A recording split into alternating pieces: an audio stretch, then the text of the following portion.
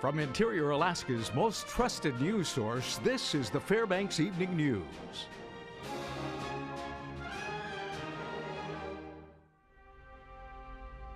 Good evening. Thank you for joining us. Our top story, the Steese Volunteer Fire Department responded to a structure fire at a residence on Sunny Hills Drive around 2 o'clock this afternoon. That's right. While en route, units observed a large black column of smoke and received further 911 reports of an active fire, prompting them to reach out for mutual aid.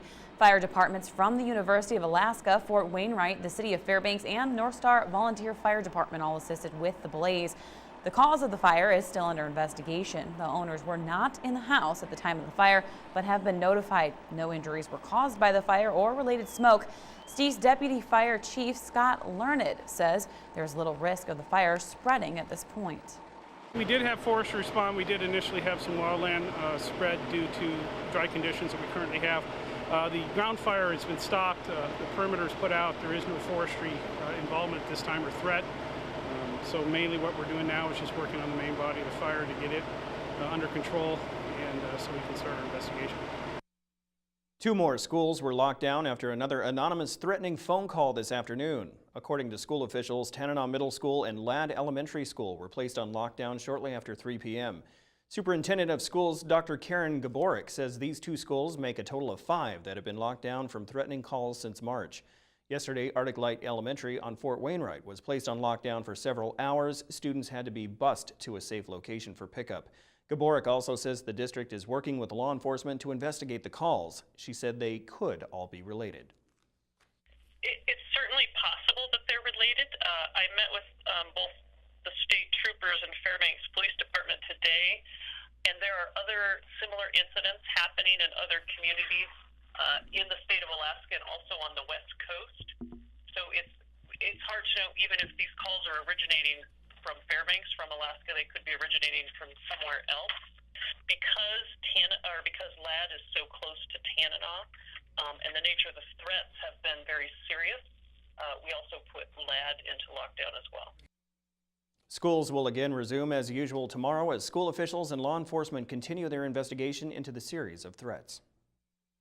Not guilty pleas for another Fairbanks man facing felony assault charges. 25-year-old Alexander Jura was indicted by a Fairbanks grand jury on multiple charges, including first-degree assault and leaving the scene of an accident. According to court documents, Jura ran over an unidentified victim with his vehicle twice after an alleged argument with a group of people on December 4th of 2014. Jura then drove away from the scene, leaving the victim with unspecified injuries. Jura also faces misdemeanor charges in the indictment. A trial for his case was set for July 20th. The Borough Assembly Finance Committee will convene a special work session at 5 p.m. on Thursday. They will discuss the appropriation of more than $145,000 in general funds to pay for the implementation and enforcement of the revised PM 2.5 air quality control program. The funds would be used to buy a vehicle and other equipment as well as employee training. Following that, the Assembly will begin their regular meeting at 6 p.m. The body will hold a public hearing on its appropriations ordinance to fund Mayor Luke Hopkins' proposed budget for the coming fiscal year. Education funding has been a hot-button issue for both the state and borough. The Fairbanks School District faces a $12 million budget gap and is considering the layoff of 70 employees as well as enacting a salary freeze. The district has requested an additional $7 million on top of the $51 million education dollars already included in the mayor's budget. Assemblywoman Diane Hutchison has been skeptical of that request. So I'm expecting people to come down about education funding. The school board had asked us for $7 million, which is basically almost a full mill increase. That would really hit taxpayers pretty hard. I wouldn't like to see it taken out of the general fund balance because we can't sustain that.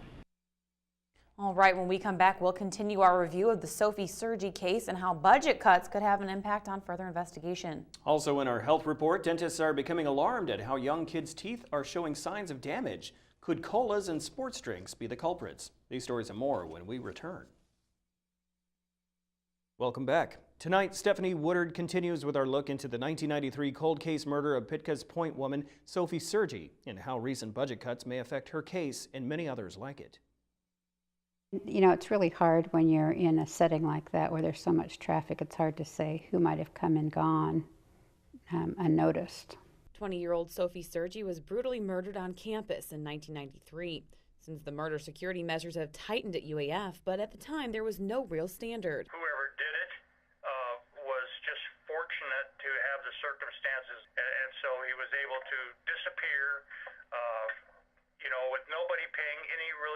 infection. Despite that, in the over 20 years the case has been active, detectives have held tight to the DNA samples collected from the scene that positively ID as a male, and they say they have followed hundreds of leads. We've had some, over the years, some really good, what we thought were really good suspects, after a couple of months of investigation into them, we were able to clear them of any wrongdoing in the case. Activist Shirley Lee says that DNA evidence is key in this case, and detectives know it. He is working on DNA evidence. And unfortunately, because the cold case unit is being defunded, effective June 2015, we're not quite sure who's going to be taking on this case, if anybody. That has become a glaring issue to both Sophie's case and over 70 others like it. With pending budget cuts as of June, the cold case unit will be disbanded, leaving many of the unsolved homicides on the shelves. The reality is these cases probably aren't going to get much attention. It's the day-to-day deluge of cases that the troopers will be getting, all the time. It just does not leave a lot of room.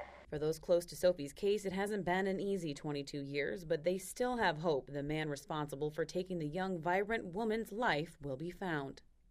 You get to know the families and you get to know the pain that they carry with them. It's hard, but you want to try to be supportive and bring closure, maybe not justice, but bring closure to the cases sometimes. I'm Stephanie Woodard reporting. Pediatric dentists say they are seeing permanent damage to some of their patients' teeth, and the cause is probably something parents routinely buy for their kids. Monty Bowen has details in this week's health report. When I brush his teeth, you brush them just like you brush your teeth like I'm brushing his teeth. Okay, you ready? Pediatric dentist Dr. Henry Cook is sharing an important lesson with his patient. Dr. Cook says he cannot emphasize dental hygiene enough, considering what's available for kids to eat these days. Usually it's colas. It could be sports drinks. It could be sour candies. These candies have acid added to them, citric acid and phosphoric acid for flavoring. And parents, look at what they can do to a child's teeth. We're seeing lots of patients with a condition called enamel erosion or dental erosion, which is a progressive, irreversible loss of tooth enamel. Many parents have grown up on similar products. Dr. Cook says the difference is availability. The problem is not so much the amount that they're drinking now, it's the duration that they're drinking these particular products. I really want you to get your back teeth flossed every night. The doctor says cutting back on acidic products has to be a priority. So we basically give them a ratio of 3 waters to 1 sports drink. This is Monty Bowen reporting. The Health Report is brought to you by the Ear, Nose, and Throat Clinic, located in the Medical Dental Arts Building, and by Interior Women's Health, located on 1626 30th Avenue. Do you give soda or pop to your children? Certainly, but they always have water as well. Yeah. Yeah, plenty of both. I say everything in moderation. I'm the mean mom. I don't really let them drink pop. Indeed you are. All right, Joe Cookie Munster is up next with sports and has a recap of high school games and news on the Alaska Nanook hockey schedule. All that and more with Joe Cookie Monster after the break.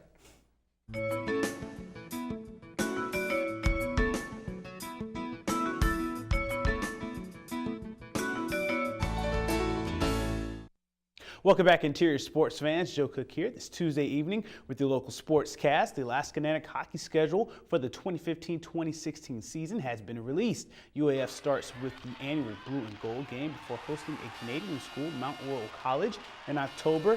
The Nanks will try to defend some tournament titles in the Kendall Hockey Classic. Alaska will face NCAA tournament team St. Cloud State and the newly formed Arizona State University hockey team. The Nooks will host American International College and Rensselaer Polytechnic Institute for the Bryce Alaska Gold Rush. Alaska starts WCHA play Halloween weekend against Minnesota State. That will be a series to watch. They face UAA for the first time on December 11th and have 3 straight road series in January. Here's head coach Dallas Ferguson's thoughts on the schedule.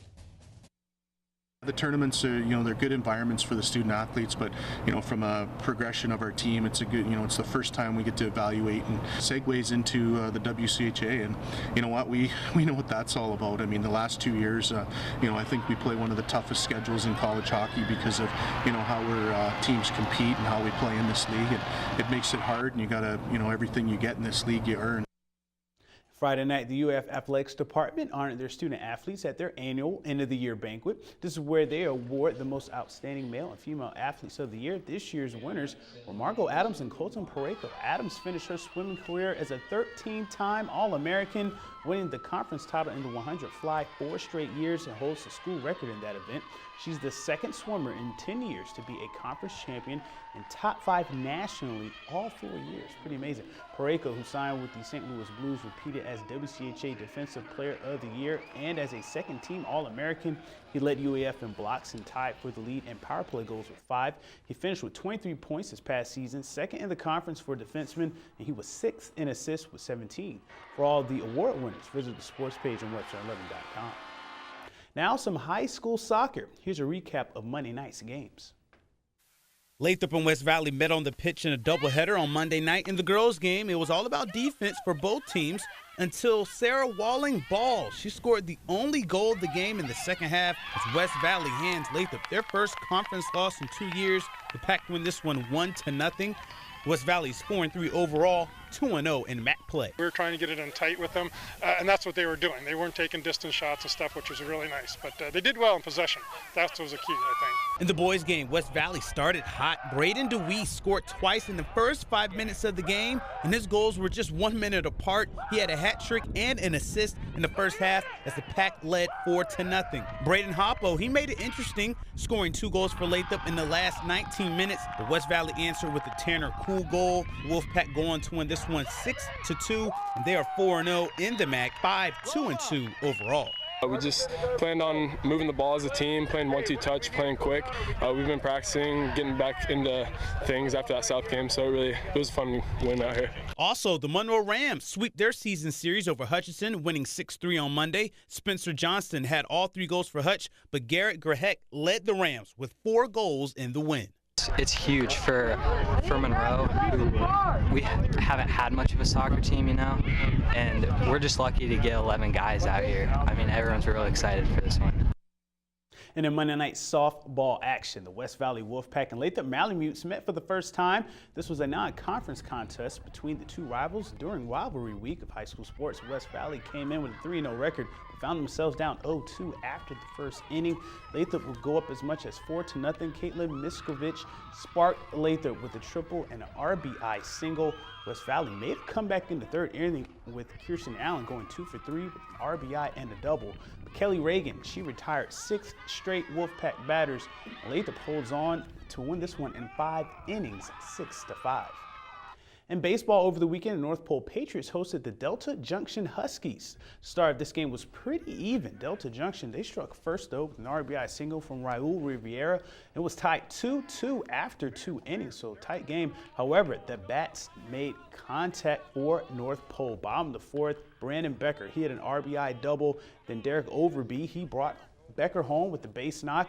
Those 2 hits started a run for the Pats, who scored 12 unanswered and defeat the Huskies 12-2 on Saturday.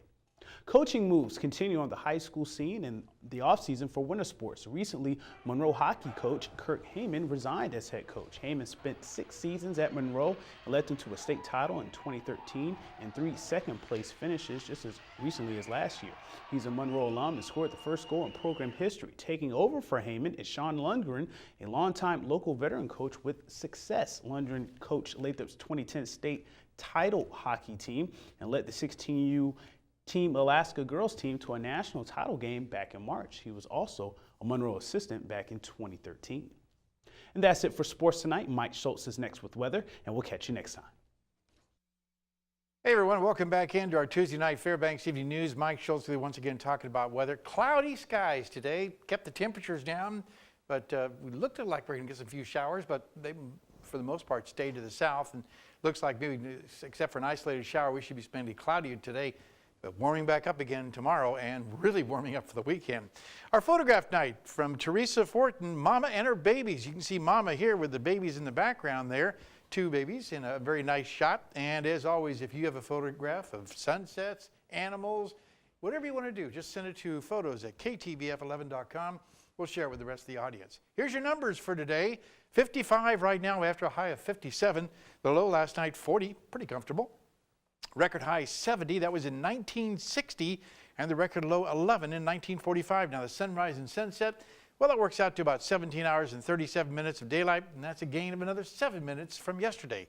Love that 7 minutes each day. On our satellite radar, the flow has moved around a little bit different now. It's coming out of the southwest and the west. That's why some of the clouds moved across the Fairbanks area, but no real rain falling from these clouds. Some showers down to the south, and as you can see, clearing skies behind this system, so we're looking at much warmer temperatures moving in. Across the rest of the state there, here's what it looks like over southeast Alaska. Juneau at 60 degrees, and again, sunshine for Juneau and Ketchikan. A few showers are being reported around the Kodiak region. Anchorage not too bad, 51 degrees. Cold Bay at 46. Up and down the west coast, a little bit of activity, shower activity out over the southwest part of the state, with just mainly partly cloudy skies at Nome, 43 there. Chilly in Barrow, 13 degrees, and a nice day in Fort Yukon, 54. Lower 48 weather, here's what it looks like. And again, temperatures very nice over the southwest, Las Vegas and Phoenix around the mid to upper 80s, and not too cool, or actually fairly cool in San Francisco, and even cooler in Seattle with some shower activity. More thunderstorms across the Central Plains, some of those heavy, and expected to get even more heavy, even to the severe category. Up and down the East Coast, the showers are over the Northeast and showers around the Florida Peninsula. On the satellite and radar, you can see a circulation here helping to really get that atmosphere really going, and a lot of heavy rainfall expected from this system here as it moves very slowly to the east. In fact, tomorrow's forecast is calling for, again, very heavy activity across much of the country. Torrential downpours, isolated tornadoes, damaging winds and hail, all associated with this big boundary of moisture moving across. It's all being taken across by the jet stream, as you can see, moving rapidly from the southwest to the northeast, helping to transport all that moisture and that storminess to the lower 48 Central Plains. All right, well, back to Alaska for tomorrow. Here's what it looks like in the northern sections. Flurries will continue for Barrow, partly cloudy skies for the Nome region, and mostly sunny skies in Fort Yukon. Here in the interior, we'll be looking at, for the most part, a very nice day. Mostly sunny skies across the region, from Fairbanks to Healy to Delta Junction and even to Tok. And over the southeastern sections, we're looking at partly cloudy skies from Juneau right on down to Ketchikan. 61 degrees for both areas. Over the southwest, it looks like for the most part showers for Cold Bay, rain expected in Kodiak, and mostly cloudy skies for the Bethel region. Over to the south central sections, we're looking at partly cloudy skies for Anchorage and Valdez, and mostly cloudy skies for Homer. Okay, time once again for our kids' weather. And this week we're visiting with the kids from Joy Elementary School. Tonight, here's a young lady with a picture of tornadoes. I'm Kayla, and I am in Mrs. Bly's 5th to 6th grade class at Joy Elementary School. Here is my weather picture. I drew this because I used to be in Houston, Texas, where it has lots of thunderstorms and lots of tornadoes about every once in a while, every few months. Nice picture, Kayla, and as always, thanks to Mount McKinley Bank for sponsoring our kids' weather. Tomorrow night, a young man will be here with a very unique weather question. Here's your forecast for the remainder of the night. 33, the overnight low, mostly cloudy skies. Can't rule out an isolated shower still. And as far as tomorrow's forecast, there go the temperatures, warming back up again, 62 degrees, mostly sunny skies. And look at the 5-day outlook. You gotta love this one. As you see, temperatures all the way across the board in the 60s to close to 70 degrees. Overnight lows will also be once again warm, 40 degrees for the overnight low, just cooling down a little bit to the low 60s by the end of the 5-day period. And again, no precipitation in the forecast. So that's a really nice forecast. That's a great weekend. Yeah, very good. A little concerning to see those lower 48 storms. My brother just got his house remodeled after the recent storm, and it's going to go through Wichita again. So. Yeah, it looks that way. Yikes. All right. That's where you. Scary. That's what happens. You live in that part of the country. That's why you live in Alaska. That's right. That is true. And speaking of that, that will wrap up this edition of the Fairbanks Evening News. We are glad you could join us. Now, before we leave you tonight, it's time for our Watch and Win contest. That's right, Daryl. KTVF and Bailey's Furniture are teaming up for a Spring Dream giveaway where you can win a furniture package from Bailey's valued at $2,500. Tune in to the Fairbanks Evening News and News Center Final on KTVF Channel 11 from now until May 24th for the first half of a mystery word. That's right. Then visit Bailey's Furniture for the second half and complete your entry for your chance to win. This week's mystery word is rocking. Good demo there, Mike. Very good. So I did the other rocking. Whichever one you prefer. All right, that will wrap up this edition of the Fairbanks Evening News. We are glad you could join us. Tonight on NBC Nightly News, 7,000 African migrants have been rescued in the Mediterranean after 3 days. That's up next with Lester Holt. Join us here 6 days a week at 6 and 11, or of course online anytime at webcenter11.com. Okay, from all of us here at the News Center, have a great night. Night.